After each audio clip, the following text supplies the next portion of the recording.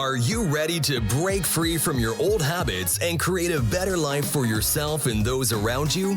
If so, welcome to Unshakable Habits, the podcast dedicated to helping men be better husbands, fathers, and leaders by prioritizing their physical and mental well-being.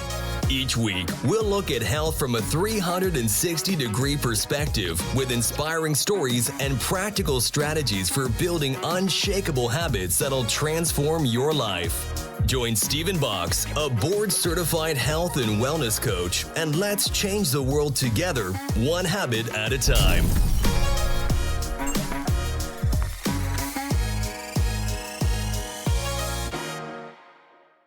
Welcome to another episode of the Unshakable Habits podcast. I am your host, Stephen Box, and today our episode is going to be all about relationships and more specifically, communication in relationships. I know for a lot of guys out there, this is a point of frustration. We go, man, my girlfriend, my wife, I just don't know how to talk to them. I feel like every time I say something, I'm saying the wrong thing. I'm getting myself into trouble. I don't know how to communicate with my significant other.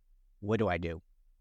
And today, my guest is a former personal trainer who has come up with a really unique idea here of taking the things that he's learned in the gym and applying them back to life. And even more specifically, how do you use these things to help you in communication for your relationships?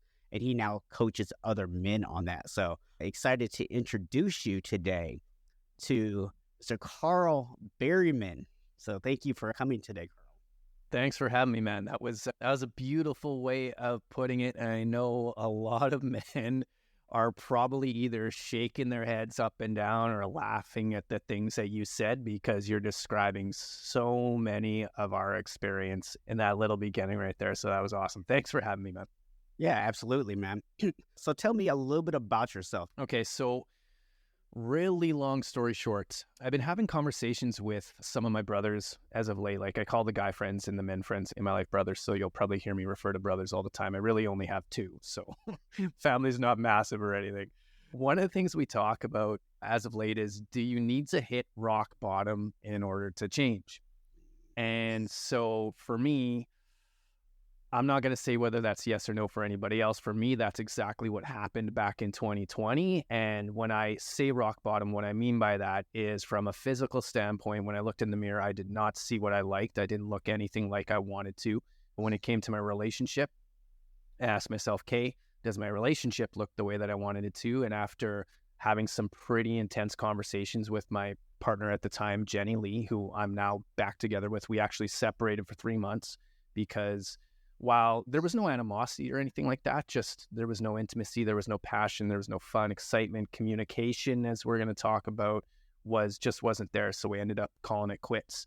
And then mentally and emotionally, I went to bed and woke up with anxiety, depression, and panic attacks. And just, even though I was a personal trainer and still am a personal trainer, even though that was supposed to be the purpose that I had found to live my life and give back to the world, I felt totally empty. Some things needed to change and things needed to change quick. And luckily I stumbled upon this idea of taking what works inside the gym and applying it outside the gym. And ever since then, things have, just like in the gym, one of the core principles is progressive overload, right? Just getting a little better over time leads to massive results. That's what's been happening over the last 3 years. Yeah. I'd love this idea because this is something, as a longtime personal trainer myself, that I also picked up on. So many of the things that you learn in the gym are applicable to the outside. Mm-hmm. And whether it's relationships, whether it's business, whatever, you can apply a lot of these concepts. But I have to be honest, I've never really given it much thought in terms of communication skills.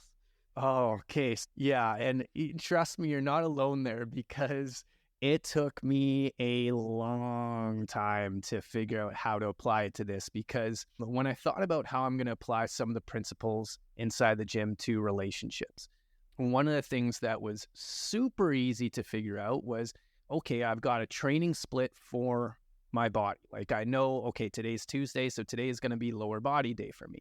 When I go into the gym, I know what exercise I'm doing. I know what weights I'm doing. Not only that, but I've got my journal where I'm tracking. So I'm not going in trying to remember what I did last time. I know I did this amount of weight for 6 reps. Okay, so I want to try to do this amount of weight for 6 reps.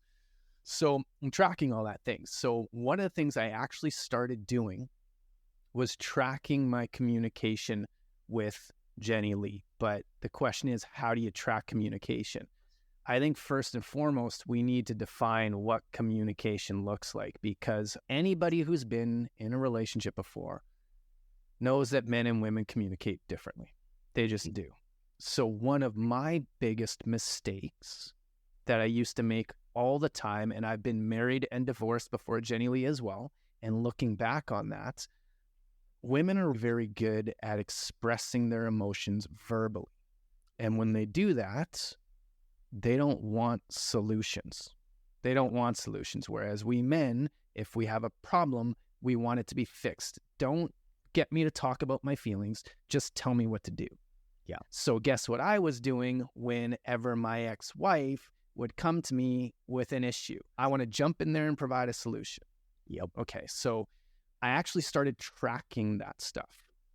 I actually started tracking because the first step to change is always going to be awareness. So if Jenny Lee would come home and she would be upset about something at work or something else completely unrelated to work, whatever it was, she was upset. I would have to catch myself and be, Carl, okay, don't solve the problem. And I would track it literally in an app on my phone and say, how many times this week did you not try to solve the problem? And that's okay. Oh, I only did it 2 and I want to do it 5 because these 3 times I couldn't help. I had to jump in there. She was crying and I had to get her to stop crying. No, I had to stop doing that. So tracking the number of times that I didn't jump in to solve the problem was a big game changer for our relationship for sure. Okay. And if we can just throw a pro tip in for people here, guys, do not pull out your phone and record your tracking in the middle of her. No, you don't. No, you don't want to do that. You're giving her a hug and she's crying on your shoulder and she feels you looking at your phone. What are you doing? Oh no, I'm just tracking the fact that I'm not trying to solve your problem here, honey. I'm good. Keep crying. Keep crying. Yeah. Good pro tip for sure. Yeah, just a pro tip there. So talk to me. Let's rewind just a little bit here because we'll deep dive into some of the specific how-to stuff here in a little bit. But I want to hear your story about where were you in your relationship and what kind of helped you to realize that this was a problem that needed to be fixed in the first place. You know what? It was really weird because it was a moment. I honestly don't know how the question came to my mind, but it was December 4th, 2020. And I was going to get a jump on the New Year's resolution from a physical standpoint. So I went to the mirror in the bathroom with my shirt off and took the picture. That was going to be the day 0. Mm-hmm.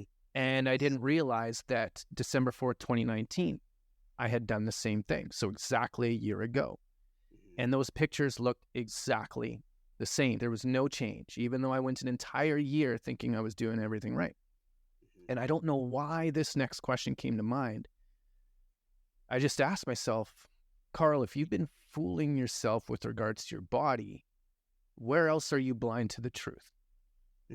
Because if you looked at Jenny Lee and I on the surface, yeah, when we're out with couples and everything like that, we seem happy. We come home. If you were to put a camera in the house, we're not fighting or anything. But my body, even though I wasn't super fat or overweight or anything, I was not even remotely in the shape that I wanted to be. And even though Jenny Lee and I weren't fighting, there was no animosity, nothing like that, we didn't have the relationship that we wanted to have. It was far from it. And that was a hard wake-up call in that, Carl, you're not being the man that you need to be for her. You're not being the man that you need to be for yourself. So that was tough. And I remember this so much because as soon as we separated, we were living together. As soon as we separated, Jenny Lee gets her own place. And I remember going over there for the last time before we had our 3-month separation. And when I left her place, I was absolutely bawling because there was one thing I kept saying to myself that now I realize how dangerous this is and how selfish it is. I kept saying to myself, I have no idea how I'm going to live without her. In other words, I put all of my happiness, all of my sense of being on my relationship with Jenny Lee. how much pressure does that put on her to perform, to make me feel whole? Like, how unfair is that? But I wasn't aware of that until the separation. So that was a massive turning point for me. Yeah. So one thing that you just touched on there, and I want to make sure that people don't miss this, is when you're looking in that mirror and you ask yourself that question of what else am I fooling myself on?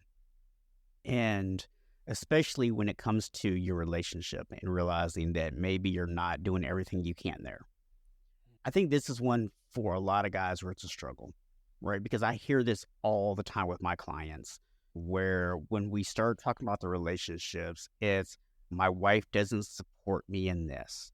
My wife doesn't want to have sex. It's always my wife doesn't, right? Never, I'm not doing this. So when you first had this thought, did you just immediately recognize that you needed to make some changes? Or was there a point where maybe you were doing some victim blaming too? Absolutely. Like, the victim game was huge in my mind, especially before the separation.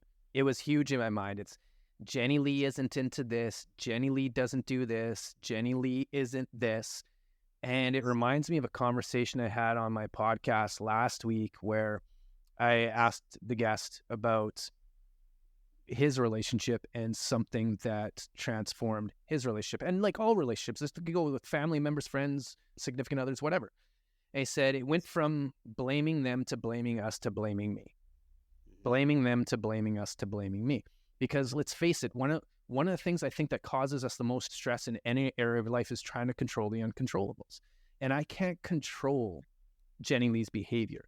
I can hope to influence it, but at the same time, I have found for me, and this is a lesson that took me super long to learn, if I am ever wanting Jenny Lee to change anything, whether it's with fitness, nutrition, or communication, whatever, this is going to sound so cliche, but cliches are cliches for a reason. I need to be the example. If I want Jenny Lee to stop doing something, I need to make sure that I am not doing that thing. If I want Jenny Lee to do more of something, I need to make sure I am doing more of that thing. If that doesn't work, then it's time to go back to the drawing table and see, okay, is this really the right person for me? Do I need to have a different type of conversation? But you can't, anytime, it could be something as small as leaving laundry in the dryer. I used to get super choked when Jenny Lee would do that. I'm going to put my clothes in the wash and it's, she always leaves her stuff in the dryer. I just stopped and say, Carl, have you ever done that before? Yeah. And the answer is always yes. So it always starts with us. I have been in a situation where Jenny Lee's just not into the things that I'm into, whether it's building the business or any type of personal development. She's hardcore into that stuff now. But because of me realizing the best way to change or influence somebody else's behaviors through your own. Yeah. You just gave us a lot there. I'm just going to say that, Carl, me and you can never have been roommates because I'm...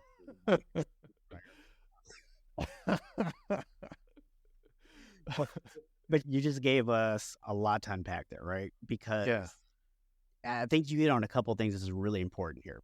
So one is we cannot change other people. So often I see this conversation.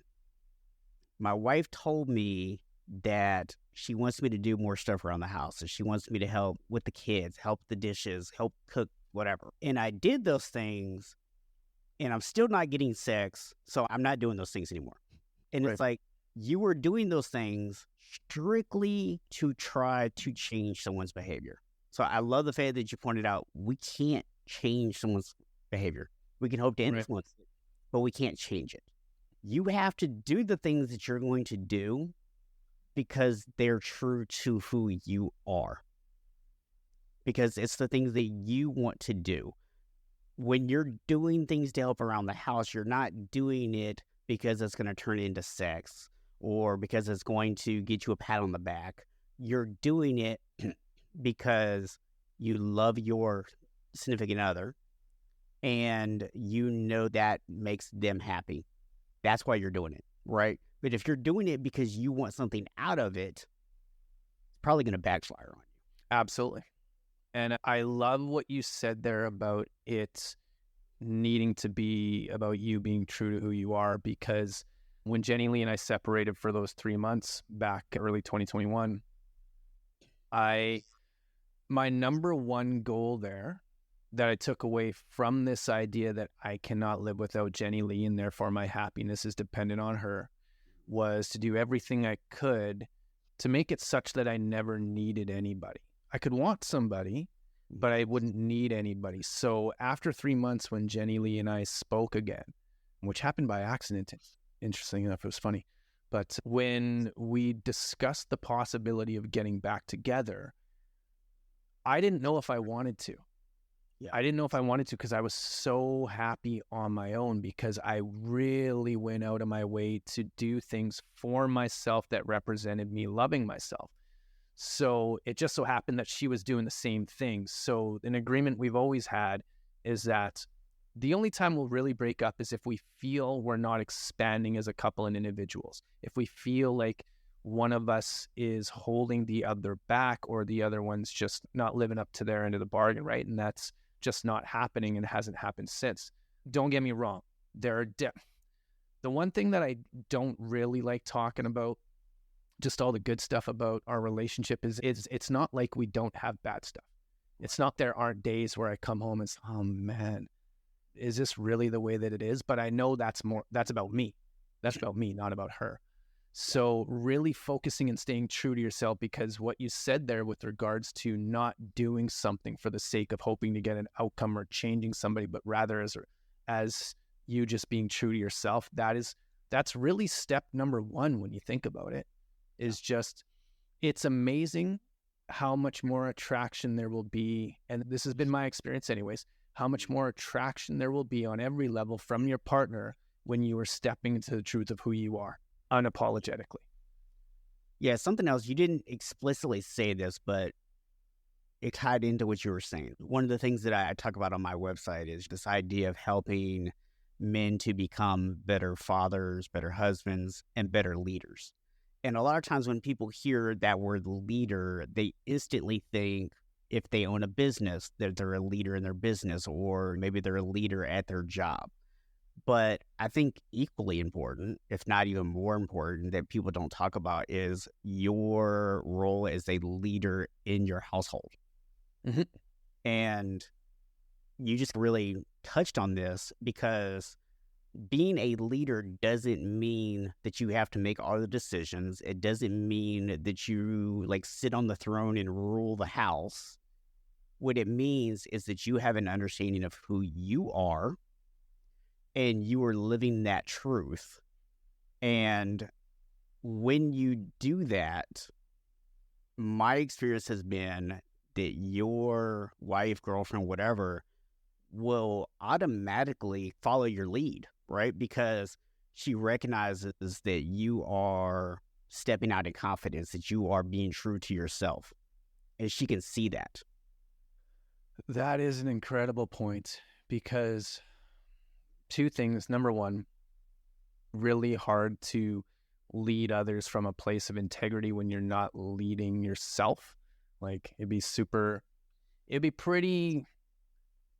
wouldn't feel comfortable training my clients in the gym if I couldn't demo the exercises that I want them to do, because I was so horribly out of shape. Or I wouldn't feel comfortable coaching them on nutrition if I myself am not living the practices that I'm preaching.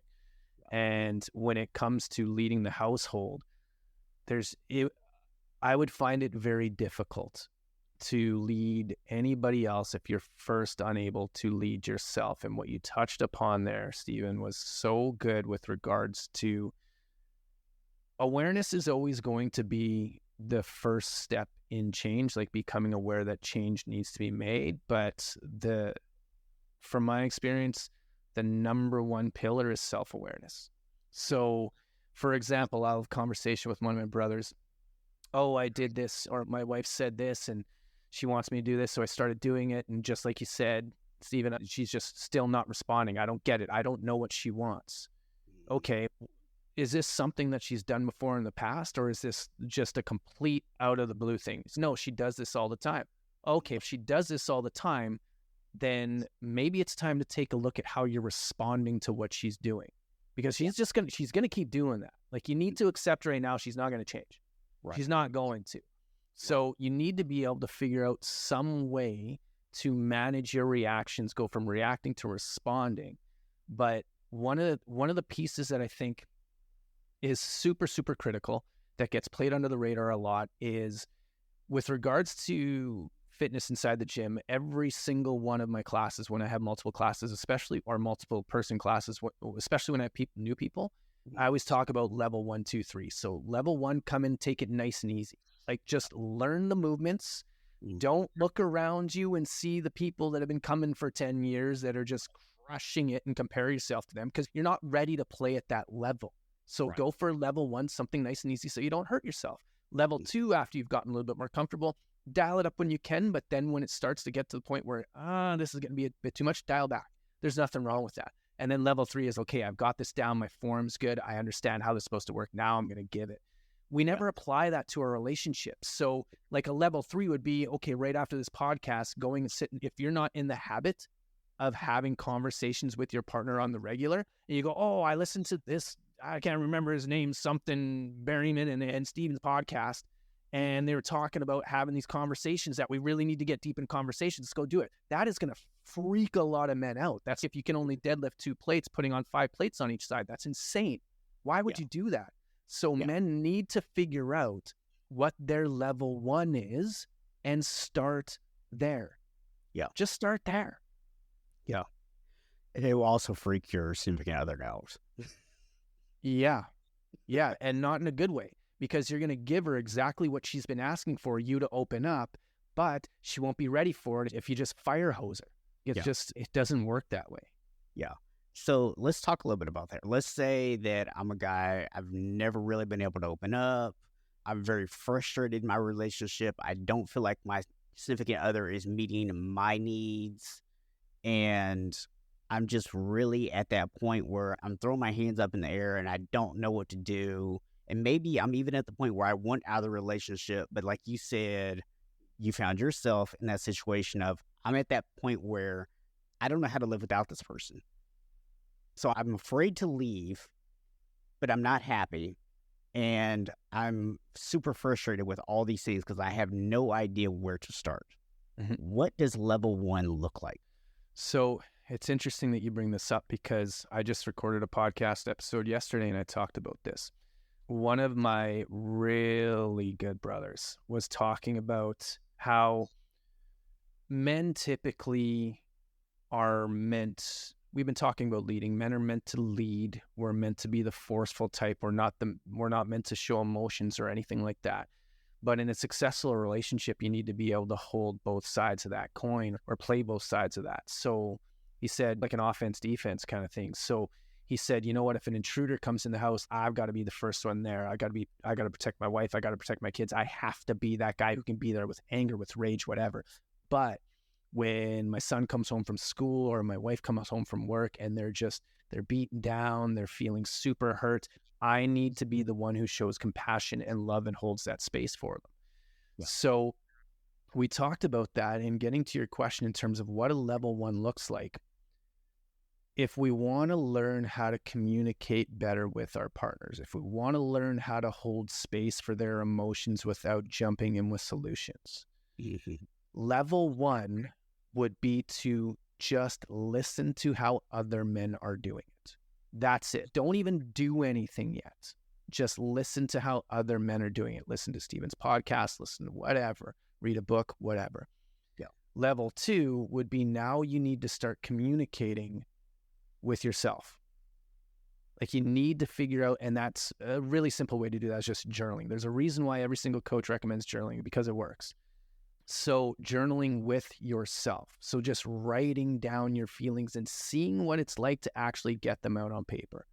And then a level 3 would be essentially communicating with other men about this. Or, I'm never going to be the one to shy away from professional help. Like, I've had therapists that have therapy is one of the best things that has worked for me in the past, because it's nice to not just have a professional help you, but somebody who's completely outside of your circle, somebody who doesn't know you, doesn't know your significant other, and could just give you completely unbiased opinion.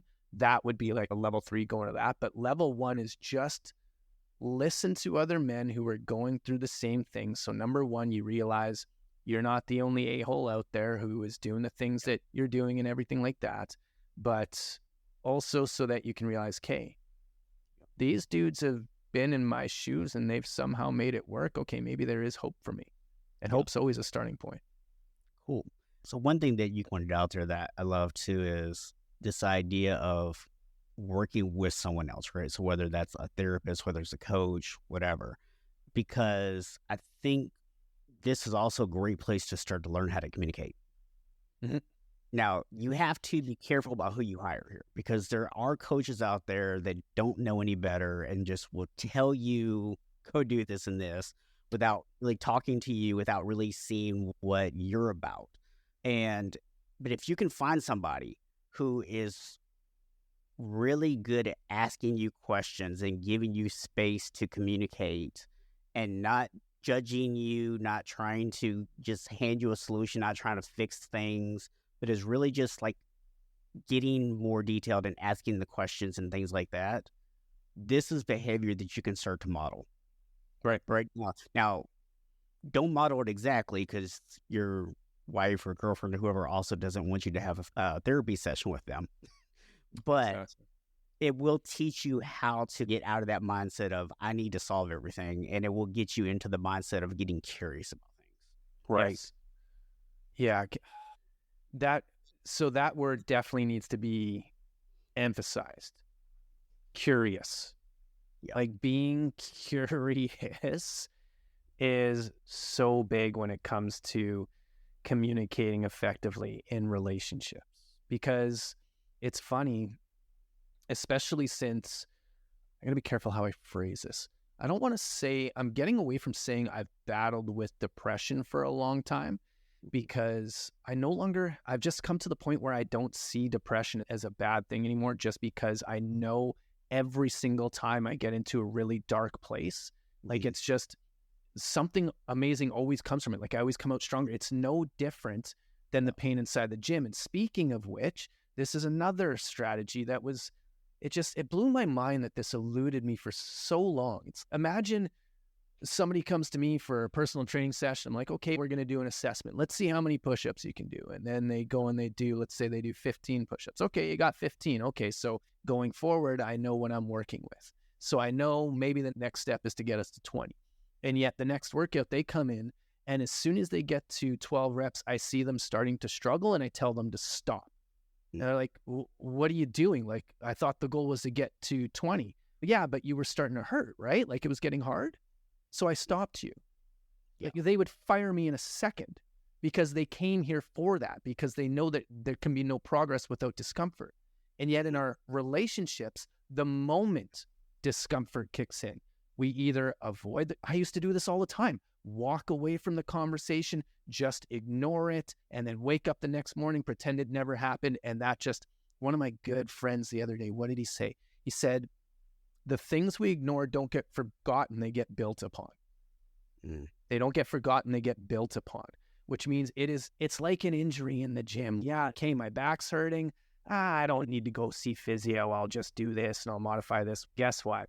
In a few weeks or a couple months, whatever started then is going to put you out of commission now. So you better look after it at the first sign of that. And the longer you put it off, the worse it's going to get. So we have to be, I think it was Tim Ferriss who said, your success in life is dependent on the number of uncomfortable conversations you're willing to have. And nowhere is that more true than relationships. We got to be willing to step in the gym, realize, okay, I was a little bit too much weight this time, maybe, so I'll take some weight off the bar next time I go in, and we'll try it again. But it doesn't end. Yeah, and we can even expand upon this, right? Where, excuse me, where it's this idea that when you start, guys, listen to this very carefully, you're going to be bad at it.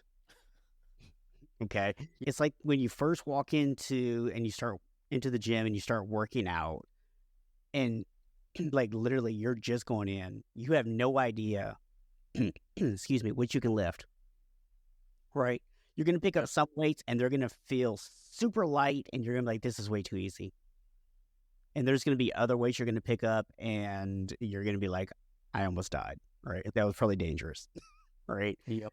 And it's going to be like that as you get into these conversations and as you start to explore these different things in your relationship, because what you're going to find is that there's going to be some times where they feel really easy. There's going to be other times where it's going to be really difficult. And I think an analogy that you used a little while ago was this idea about the push-ups, right? And what I find that for a lot of guys, and I'm only bringing this up because I don't want people to get the wrong idea from it, right? Is we've been taught as men that if you did 15 on Friday and you can only do 12 today, that even if it absolutely kills you, you have to do at least 15.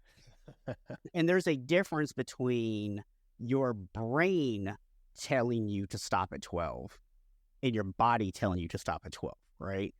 And a lot of times when we get into these conversations or these situations in our relationship, we haven't yet learned to distinguish the mental uncomfortableness from actual damage being done. And we try to push through and we cause more problems just trying to push through. And that's why I completely agree with what Carl said earlier about the first thing you have to do, the first skill you have to develop is awareness, because awareness is what starts teaching you the difference between I'm avoiding this thing just because it's uncomfortable versus I'm avoiding this thing because doing this would be really stupid. Right.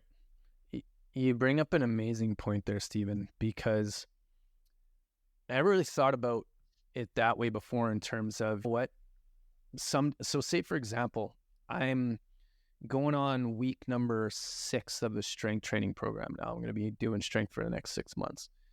And obviously the first 3 weeks, I'm experiencing the newbie gains again, where the weights are just flying up every single work. And I'm like, yeah, I'm the strongest person in the world. This is awesome. And then all of a sudden it's okay, where you used to jump up 10 or 15 pounds. Now you're going up 2.5 or 5. And it's, what's wrong with me? This workout, I have to do this. There was a workout last week where I actually had to go down in weight. I'm like, okay, does that mean that something's wrong with me? And I got to assess that. I got to say, was it that my head just wasn't in it? And that wasn't the case at all, because when I lowered the weight, I really wanted to focus on my form. And it was my body that was telling me to slow down, not my head. But that's something that's really hard to distinguish without awareness and reflection. Yeah. So going into relationships and communicating and having conversations and everything like that, there needs to be that awareness there in terms of, and one of those things to be aware of might be the fear. Is this fear a little bit too much to handle for me right now? Is this fear rational? Is it, like, perfect example, Jenny Lee has always been incredibly receptive to whatever I've had to say that I thought she might like just completely go off the deep end on. She's always been very understanding. And yet there are times where there are some difficult conversations that I want to have and I would hesitate. Now, is that fear rational? No, it's not, but it's there. So I have to be asking myself, okay, do I need to have this, or am I going to have this conversation because I know it's a conversation that needs to be had, or am I going to avoid it out of something that really isn't real anyway? So it all boils down to getting in the reps, whether it's in the gym or not, and especially like the whole self-awareness piece and reflecting on that and saying, okay, just like in the gym too, it's okay, I hurt my back doing deadlifts, okay, I need to adjust this. And now I know I can go forward doing it safely. Okay, we had this conversation. This is what I said and it triggered that in her. I'm going to want to stay away from that language next time. But it's all about getting in the reps. Yeah, to use the gym analogy here, right? So let's say that you're one day not quite as strong, like you can't do as heavy a weight, or you do hurt your back, right? It's that reflection piece that you're talking about. In the gym, it's easy, right? Mm-hmm. I can look at things like, what's my sleep been, right? how's my nutrition been? Am I eating enough? Am I fueling my body properly? Am I getting enough rest? Am I doing proper recovery? Am I giving myself enough rest days and things like that, right? I can analyze all that stuff and I can figure out where I am, or at least people who have our training know how to do that stuff. Yeah. But you can do that. It's possible to figure those things out and figure out, is this just a bad day where I haven't been recovering well enough, or I haven't been nourishing my body enough, and that's leading to this, versus, say, an injury where I'm now, okay, I need to back up, but it's not just a matter of, oh, I hurt myself doing deadlifts. Let me just avoid deadlifts forever. Right. And let me take deadlifts out of my rotation until I get healed up. But while I'm healing, let me do other exercises that are going to strengthen the muscles that got hurt from my deadlift, right? Or let me make sure that my deadlift form is great, because those are things that would have led to the injury. And I think to translate that back to the relationship, what I'm hearing you say is we take that exact same approach, right? Is you do something, what we call outcome-based decision-making, right? You do something, you see what the reaction is, you see what happens, and then you go, okay, what led to this? What do I need to change? What do I need to fix? What is it, something that I'm doing wrong? Is there something in the environment? Was just the one-off, my significant other just had a bad day? And Yep. What was the root cause here, and what can we do to start to fix it? And fixing it might not be something that's just one step, right? No, and it's so funny. Like, one of the things that irritates me the most about the health and fitness industry, and it's been like this for forever and a day, but the whole quick fix, oh yeah, you can do this in 30 days, this in 90 days. And sure, there's obviously people that can do that, but it's just, to me, it's pretty simple math. How long did it, if we're talking about weight loss, for example, how long did it take you to put it on? Okay, so it took you 15, 20 years.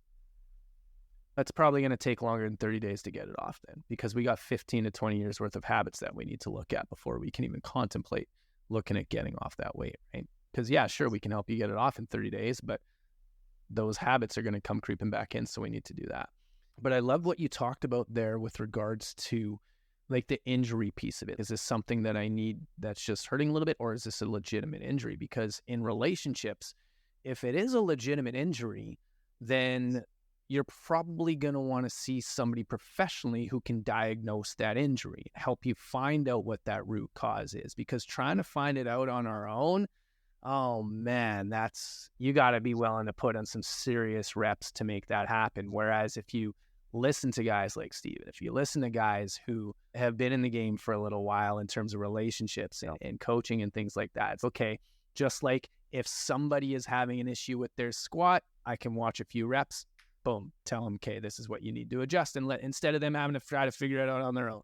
And that's where the benefit of not only, sure, of course, professionals, but even having, and this is one of the biggest things that I harp on all the time now, that if you want to improve the quality of your life, you need to improve the quality of the men and your relationship you have in your life as a man. Yeah. Because if you're around the right men, they will be able to tell you straight up, Carl, you were an idiot for saying that. You never should have said that. So I go, oh, Jenny Lee did this, and Jenny Lee, oh, Carl, what did you say? Oh, I said this. And they'll just be like, and they'll laugh. Because they'll be like, Carl, you never should have said that. You were totally in the wrong here. It's not her, it's you. And so having guys in your world that have the capability of doing that from a loving and compassionate standpoint is awesome. Rather than just having echo chambers all the time. Guys say, oh, yeah, you know what? Yeah, she shouldn't have done this, or she shouldn't have said that. No, like, maybe you're the problem. Not maybe, like, you are the problem. Yeah. And the thing is, to me, it always also comes back to something we talked about earlier, right? Which is this idea that even if she is in the wrong, right? Even if what she did is completely unacceptable, A, you can't change it. B, you have to ask yourself, is her reaction based on your past behaviors, right? Have you created this issue for yourself? Because if so, just like Carl told you, if it took you 30 years to gain the weight, you're not going to get off in 30 days. If you spent the last 3 years conditioning your significant other to respond a certain way, you're not going to fix it in 5 minutes or one conversation. That is a huge tie-in right there in terms of conditioning. And that is a question that actually I'm going to pose to myself as soon as we get off this. I'm going to write it down. I'm going to ask myself this question. When it comes to the things that Jenny Lee does, and for anybody, like for the guys listening, think about your significant other. When it comes to things that they do that irritate you, how have you conditioned them with your responses that is acceptable? Yeah. So that's super powerful because our actions are conditioning both ourselves and our significant others. And if all of a sudden, just because you wake up one day and say, oh man, I heard this thing on the podcast today, I'm going to start doing this. You start doing it and you don't get the response you want. It's like getting back to the gym for the first time. You go back to the gym once, regardless of how hard your workout is, your body is super sore for the next week. And then eventually that starts to fade off where it's, you know what, sometimes you're not even sore. Usually it might be a day or two, but that's it. So you go into your relationship trying to just have this crusher workout out of nowhere. Guess what? There's going to be some soreness. But when that soreness is coming from your significant other, it's going to hurt a lot more. Yeah. So, Carl, I did not ask you about this beforehand. So hope you're okay with doing this. I'm sure I will be. What I would like to do here is let's run through two very common scenarios and kind of help guys figure out how to start responding in these situations, right? So we're not giving them the entire playbook right now because we could spend easily another couple of hours talking if we did that. Okay. But one situation is, you brought it up, they come home and they've had a rough day and they start unloading their problems on you. Yep. So because guys have listened to us today, they now know not to just jump in and start problem solving. But that's going to leave them with this awkwardness now because now I don't know what to do. Yep. Okay, I'm going to be quiet, but then what? Because I'm not used to showing empathy. I'm not. And I think what a lot of guys are going to automatically do is they're going to go, I'm so sorry. I'm sorry to hear that. And guys, I'm going to tell you from personal experience, it doesn't work. Yeah, that's better than problem solving. Yeah, not much. So can you give them just a very simple blueprint here of what is that first baby step that they can start to take here? Okay, so the first baby step for sure, and I'm just going to speak from my experience. The first baby step, so let's say JL comes home and she's super upset. The waterworks are going and I'm going to first talk about a mistake that I would make and then an alternate that I would do. So a mistake that I used to make in the past is, yes, I'm holding her. I'm making sure that I'm physically creating a loving environment for her. Because in the past, I would totally, with my ex-wife, she'd be sitting down, I'd be rubbing her back totally insincerely, just thinking, I cannot believe you're crying about this stuff. This is so ridiculous. Not the right way to go, hence why I'm divorced. But with Jenny Lee, the first thing I'd want to do intrinsically as a man is I would want to get into her head and figure out the thoughts that she's thinking. Because if I can change her thoughts, I can change the way she feels. That's what I would do for me. Mm-hmm. No, don't do that.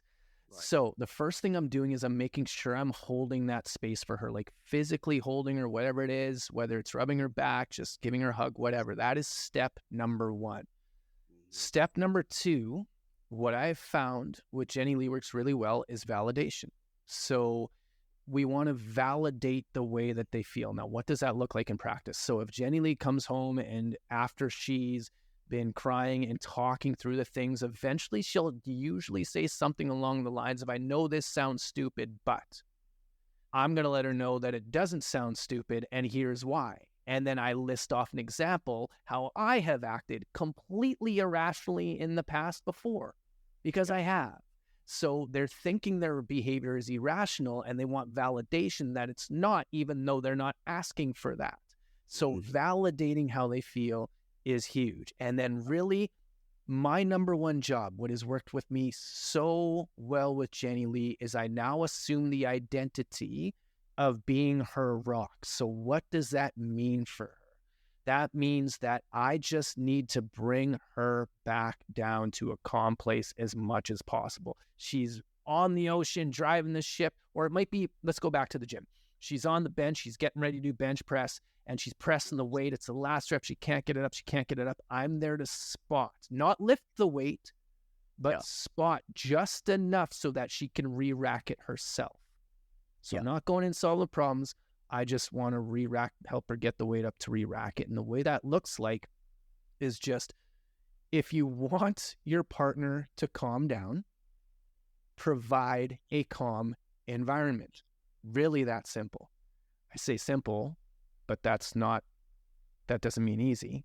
Like, right. Even like when I said that whole thing about thinking what she's thinking about and asking her words, I actually did that last week.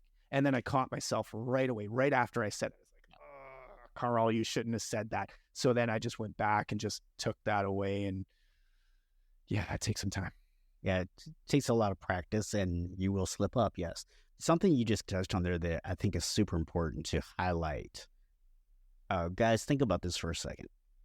Have you ever had somebody come up and put their hand on you?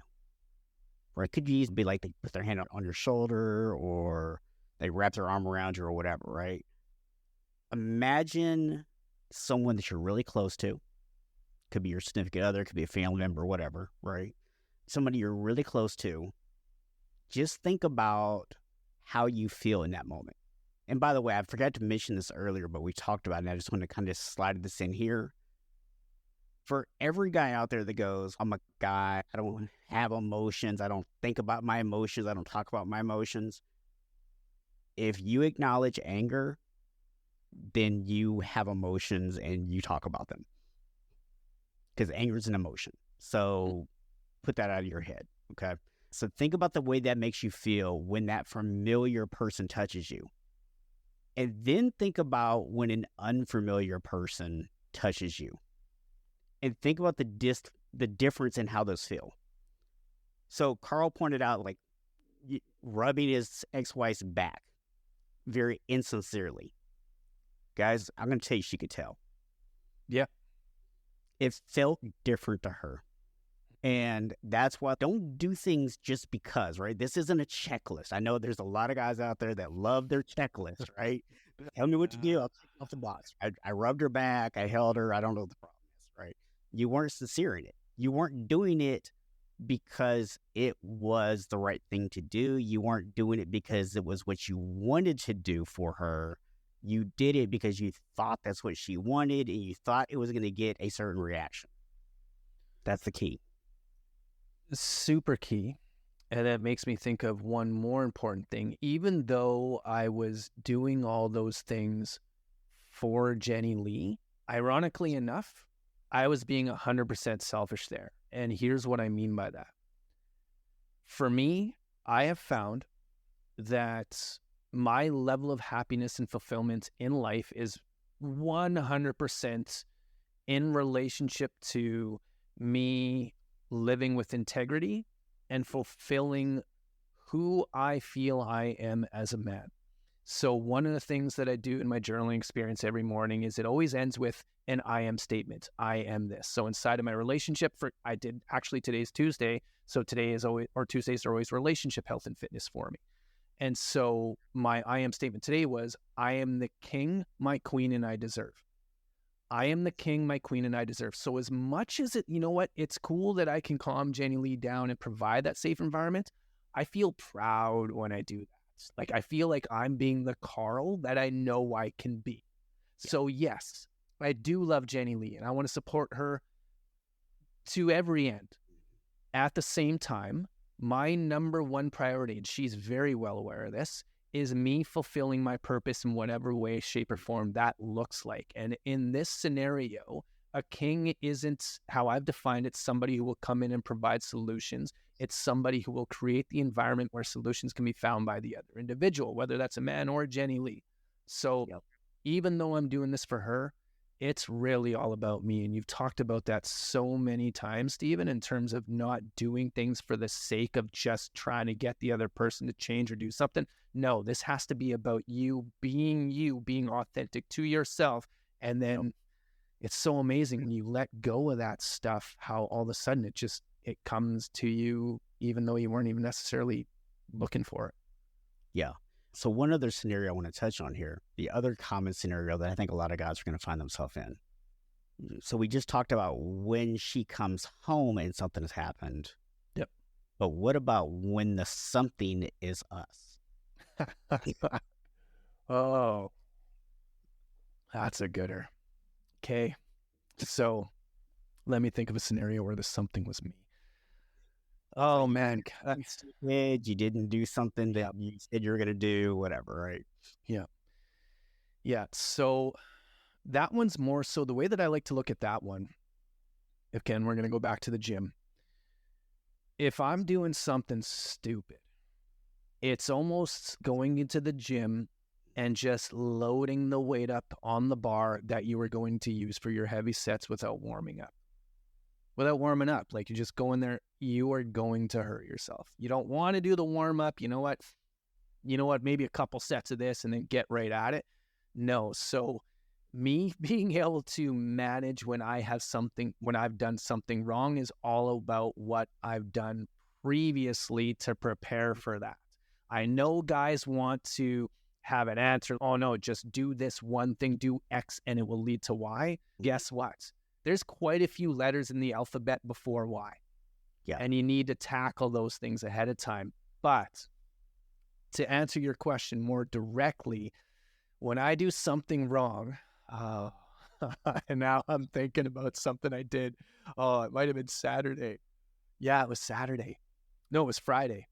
And it was bad. Like, it wasn't terrible. Like, Jenny Lee was on the phone. It was her last day at her previous job on Friday. So it was going to be a good celebration tonight. We're going to have happy hour and just celebrate her moving on to a new job that she really wanted and got. So it was awesome. So she's on the phone with her boss. I'm upstairs trying to take a nap and she's got him on speakerphone. And I'm like, why do you have him on speakerphone? I'm trying to take a nap. And if I don't get a nap in at that point in time when I'm exhausted, I'm such a horrible person to be around. And so I go downstairs to use the bathroom and I slam the door. Like, I'm upset, but I'm not upset at her. Yeah. I'm upset at the fact that I'm tired. I'm exhausted. I didn't get to sleep. Yeah. So I come upstairs and I'm like, you know what? I'm just going to chill out here. And she's downstairs and I know she's done work, but she's not coming upstairs. I'm like, so I go downstairs and I can tell she took me slamming the door really personally. She thought I was mad at her.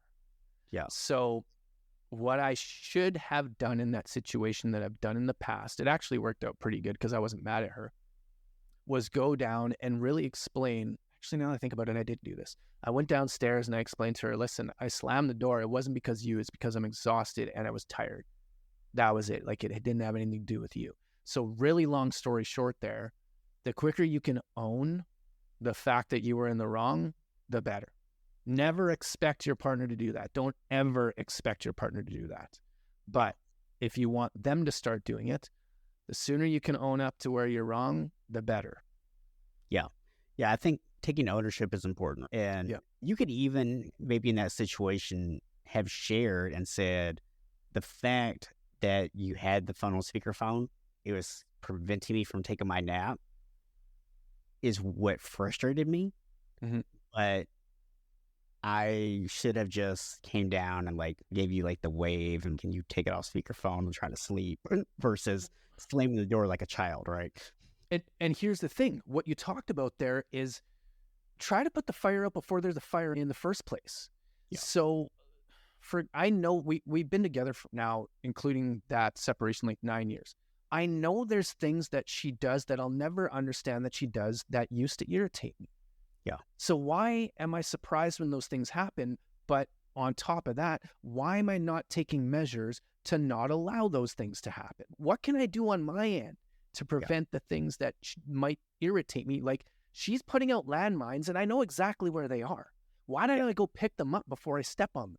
Like, it's that simple. So going down ahead of time, be like, hey, can you take that off the speakerphone? Absolutely. But also being able to communicate the fact that, listen, I know you think that it was you that was irritating me, but I'm just irritated because of this, because of that. I'm like really accepting, and this is really tough for men and takes practice again, accepting responsibility for your feelings, regardless of whether or not your significant other did something to really trigger you, is one of the quickest ways to close the time period that'll take you guys to get back to your equilibrium. And if both of you can do it, that's awesome. It's if I'm in the kitchen and Jenny Lee's tired and she's on a meeting, whatever, and then she snaps at me when I ask her a question, she'll be the first person to come to me after that and say, you know what, I'm sorry. It's just, this person was irritating me. I didn't mean to snap at you. I'm like, I know it had nothing to do with me. That's why I didn't take it personally, which is tough, but doable. Awesome, man. Love it. Really appreciate you coming on today, man, sharing all these insights. Do you have a final thought that you want to share with people before you tell them how to get a hold of you? One of the final thoughts that I would say is something one of my brothers, Dennis, Papa Deno, we call him, came up with. Amazing, man. We talk about this idea of level 1, 2, and 3 all the time. Okay, so you have to know what your level 1, 2s, and 3s are before you can start playing at that. First of all, starting at level 1. Yeah. But then he brought something up, and this goes with the gym, this goes in relationships, this goes with anywhere. This idea of no more zeros. Yeah. Like no more zeros. So it's okay. I know I need to have this conversation with my partner because this is just something that's been going on too long and it's going to keep getting worse and worse. But I don't have it in me to have the full-blown conversation. Maybe a level 1 is, you know what? Write it in your calendar for a day that you do want to talk about it and that you'll commit to it. That's it. That could be a level 1, just keeping awareness alive. Or it could be something I got from another brother of mine. His name's Mike. Him and his partner, they've actually worked some things out in advance. Let's say, for example, if it's money, they say, okay, how do we want to talk about this when we talk about it? So they're not having a problem right now, but they can anticipate some problems that will come up. We all have problems with money. We all have problems with communication. We all have problems with intimacy. And then discussing ahead of time when you're not in the mix of it, talking, okay, how do we want to talk about this when we want to talk about it? Because then you at least have a reference point. That was a really good tip that I got from him that's super, super easy to apply. Awesome. And I'll add one just for myself there that I've found. My wife is one of those people that really needs time to process things. If you just dump something on her and want an immediate answer, she's just going to get very irritated. What I've learned to do is if there's something going on that I want to talk to her about, I'll go to her and I'll say, hey, this has been going on. It's something that's causing me to be irritated or whatever. And I want to talk about it. I honestly don't know what the solution is right now, but I just wanted to bring it to your attention so you can start to think about it. And it gives me some more time to think about it. And then we can have a conversation and figure out, like, how can we make this work for both of us? And that goes to you reflecting back on how your wife responds to things and then remembering that in the present situation, knowing that she's going to need some time. So that reflection, not only, we talked about self-awareness being super important. In a relationship, where awareness of the other is going to be pretty important as well. Yeah, so that's a huge one. Yeah, and the thing is, I don't know if guys caught it or not, but in the example and the way that I was wording that, I'm also very careful to not go, hey, you're doing this thing totally wrong, and I need to talk to you about it. Yeah. It's you're doing this thing, and this is how I'm feeling about that thing. Yep. Right? And you might even include in there, I know you probably don't mean to make me feel this way, but this is how I'm feeling about it, right? And you're doing everything you can to not place any blame on them, but you're allowing them to self-reflect and place blame on themselves if there's something they need to change. Yep. Yeah, I can support that one 100% because language is anything. The smallest tweaks will make the biggest difference. Like Jenny Lee and I, same thing. I know this probably wasn't your intent, but when you said this came up for me. Yeah. That's it. Yeah.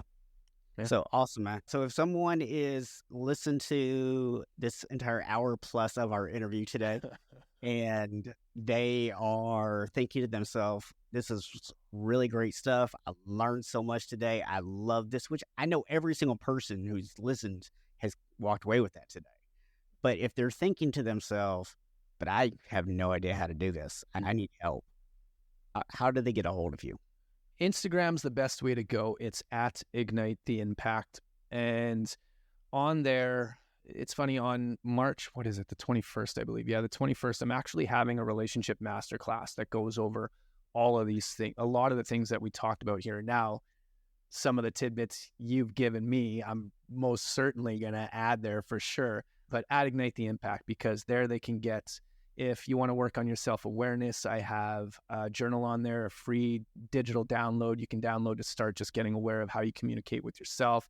And then most importantly, taking steps on it, like actionable steps every single time you journal. So it's not just a matter of, oh, this is what my feelings are and whatever. And there's nothing, don't get me wrong, there's nothing wrong with just writing out your feelings.